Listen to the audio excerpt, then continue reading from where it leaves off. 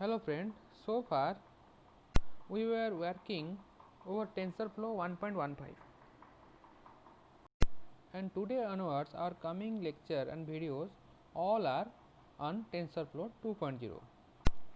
So while we are changing from TensorFlow 1.15 to TensorFlow 2.0, so some basic thing we need to remember while dealing with TensorFlow 2.0. The first one is session. So like in TensorFlow 1.15 we have tf dot session, but if I am going to execute this function or method associated with TensorFlow, it is showing an error. That means the TensorFlow has no attribute session.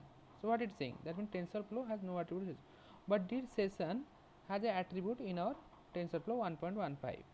Then what is the substitute for this? So the substitute for tf.session is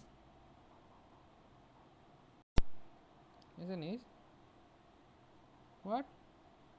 tf.compat.v1 session. So if I am going to execute, this will throw no error because this is a object. So this will create a object which is very much essential for our execution of node. Okay. So in this way we can execute our node. So let's take an example. In our previous lesson we learn this kind of function, because first we create a graph, then we start our session, and then we execute a particular node. But if I am going to execute this line, then this will throw error.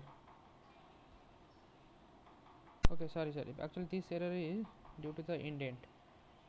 So let me delete all the indent, and now after this again I am going to execute. So what it is saying, the name wz is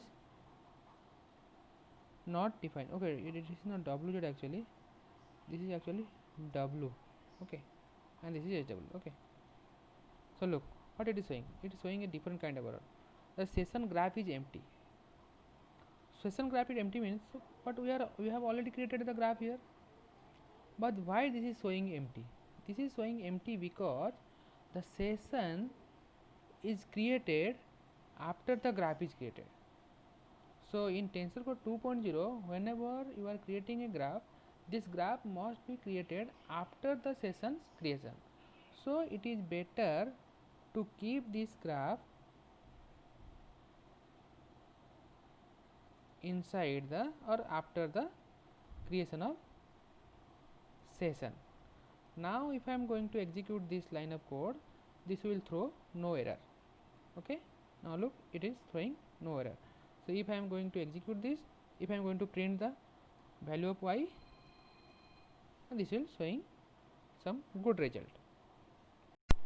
So similarly, if I am going to execute this tf-interactive session, it is showing also same error, because that means the TensorFlow has no attribute interaction. So how to do this? How to come out of this kind of problem? Simply same way, tf.compat.v1 must be dot prefix to this tf interactive session. Okay. So it must be this way. You can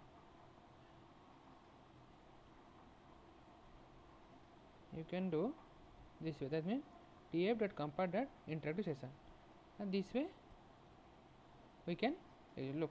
So object is, so there is a object here.